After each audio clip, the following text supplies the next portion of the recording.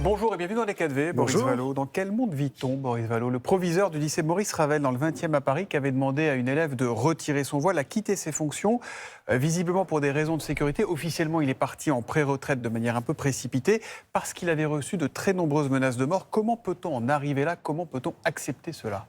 Je crois qu'on ne peut pas l'accepter. À chaque fois qu'un proviseur quitte ses fonctions, à chaque fois qu'un professeur quitte l'école, a fortiori parce qu'il est menacé de mort, c'est un échec qui est un échec collectif. Et j'ai une pensée pour ce proviseur, pour toutes celles et tous ceux qui servent l'école de la République. Et évidemment, c'est beaucoup de peine, je crois, ce matin. C'est grave ou pas? Oui, c'est grave. Oui, c'est grave. Les menaces de mort n'ont pas de place, nulle part. On va continuer à parler d'école et parfois entre les intentions et la réalité, il y a la mer. La preuve à Puteaux qui est passé à l'uniforme, qui expérimente l'uniforme pour les élèves. Sauf que les parents d'élèves se sont aperçus que ces vêtements étaient fabriqués au Bangladesh, au Pakistan et peut-être donc par des enfants. Alors d'abord, la meilleure façon de ne pas avoir ce type de difficulté, c'est qu'il n'y ait pas d'uniforme. Vous savez, en ce moment, on en parlera tout à l'heure, on cherche des économies. Il n'est peut-être pas utile de faire des dépenses supplémentaires. Devant les élèves, on n'a pas besoin, ou dans les écoles, on n'a pas besoin d'uniforme, on a besoin de professeurs, on a besoin de psychologues scolaires, d'AESH pour les enfants en situation de handicap. Donc mauvaise réponse à un vrai problème. Ensuite, deuxième chose, sur la question du travail des enfants. Nous nous battons, vous le savez, depuis des années, avec Dominique Potier, avec les socialistes, avec Raphaël Glucksmann, contre la fast fashion et contre le travail des enfants ou l'esclavage moderne au bout du monde. C'est la loi devoir de vigilance, c'est la directive européenne qui s'en est inspirée. On a besoin de s'assurer du respect des normes sociales et environnementales. Et évidemment, là, je crois que nous sommes les témoins accablés de ce qui peut se passer. Nous sommes mercredi, Boris Vallaud. Il n'y aura pas de Conseil des ministres aujourd'hui, le président étant au Brésil. À la place, le Premier ministre Gabriel Attal a organisé un séminaire gouvernemental avec un mot-clé, le travail. Gabriel Attal qui veut désmicardiser le pays et inciter à la reprise de l'emploi. Si vous étiez autour de la table en fin de matinée, qu'est-ce que vous lui diriez à Gabriel Attal? D'abord, je dirais que beaucoup de gens ne vivent pas de leur travail aujourd'hui. On a beaucoup de travailleurs pauvres. Il parle de désmicardiser la France sans expliquer s'il va limiter la hausse du SMIC, c'est-à-dire les règles d'indexation, ou s'il va augmenter ou travailler à l'augmentation des salaires, c'est-à-dire au partage de la valeur ajoutée, c'est-à-dire à l'égalisation de la fiscalité entre le capital et le travail. Vous savez qu'il est, au fond, plus intéressant d'être rentier, actionnaire, que d'être travailleur. Et la taxation du travail est plus élevée que la taxation du capital. Je lui dirais qu'il faut qu'il se préoccupe du travail, c'est-à-dire des conditions de travail, du mal-travail. Vous savez, les Français aiment leur travail, ils en sont fiers, ils aimeraient bien le faire. Et souvent, ils souffrent au travail. On a besoin d'engager ce grand débat. C'est ce que demandent les organisations syndicales. C'est ce que nous demandons, mais ça n'intéresse pas le Premier ministre. Vous vous souvenez de cet épisode où de regarder une photo de son chien quand j'essayais de lui parler des conditions de travail des travailleurs. Voilà ce que je lui dirais. Et je lui dirais par ailleurs qu'il y a déjà eu 2 réformes de l'assurance chômage. Parce qu'il visiblement, il a l'intention, il précisera sans doute ce soir puisqu'il sera à la télévision, mais il a l'intention de réduire la durée d'indemnisation des chômeurs. C'est le problème des idéologues, c'est-à-dire qu'en fait, ils arrêtent de réfléchir. Il y a déjà eu 2 réformes de l'assurance chômage, dont la DARES, c'est-à-dire les économistes du ministère du Travail, disent que c'est un échec et que c'est une catastrophe sur le plan social. Qui ont été victimes de ces réformes? Les jeunes, les femmes, les moins diplômés et ceux qui avaient des emplois précaires. Sauf que sur le chômage, le gouvernement a plutôt pas trop mal réussi. Le chômage a baissé depuis 2017. Il a baissé, mais pour quel type de travail? 7,4% aujourd'hui. Dans quel type d'emploi? Avec quel type de rémunération? Aujourd'hui, beaucoup de gens vont au travail et ne vivent pas de leur travail. Les fins du mois, ça n'est plus le 30 ou le 31, c'est aujourd'hui le 15. Voilà, on a besoin de travailler sur le partage de la masse salariale, sur la fin des très hautes rémunérations.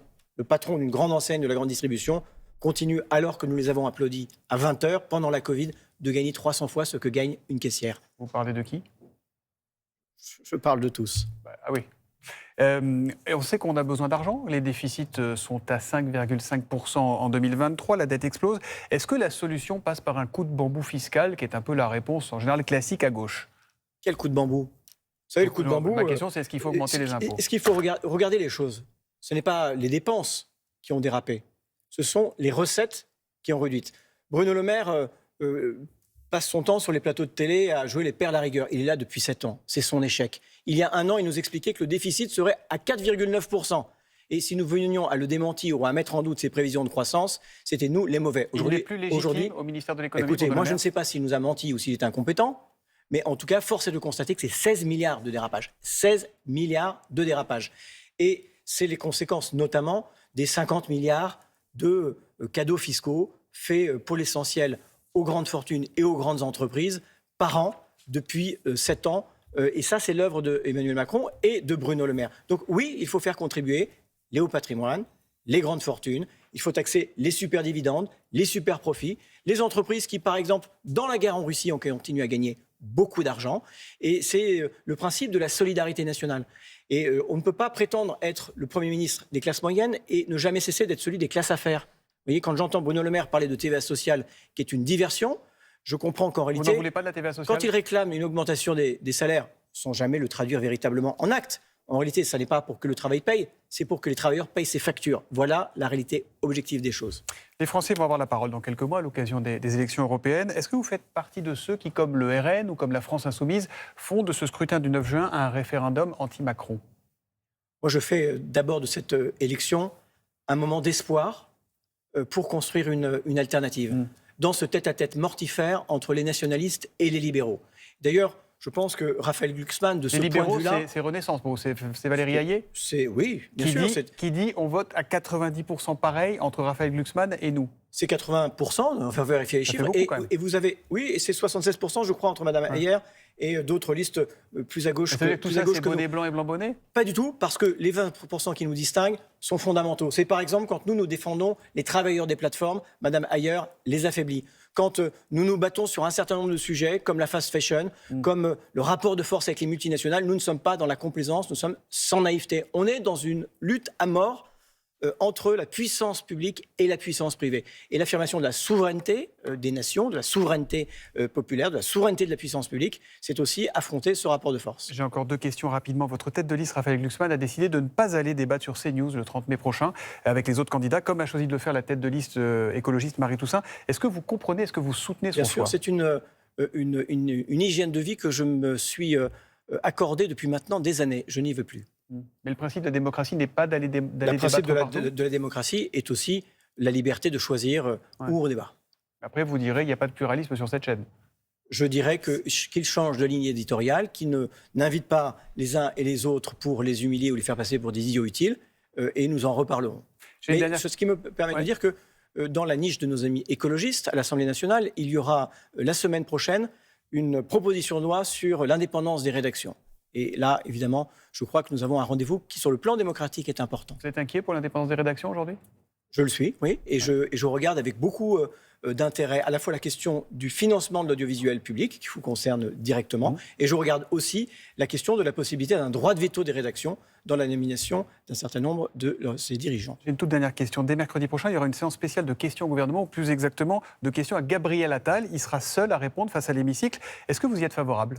Moi, j'avais dit que j'étais prêt à regarder la question dès lors que, si les députés ont un temps de parole limité, la réponse du Premier ministre soit limitée. J'avais demandé, par ailleurs, que ce soit une expérimentation, ce qui sera le cas, et que le dernier mot, comme au Canada, revienne aux députés, aux parlementaires, parce que c'est le gouvernement qui est responsable devant l'Assemblée nationale, et pas l'inverse. Ce n'est pas tout à fait la formule qui est proposée. Il y a 5 séances, on en tirera les conclusions à la fin de celle-là. Merci Boris Vallaud d'être venu dans les 4V. Bonne journée.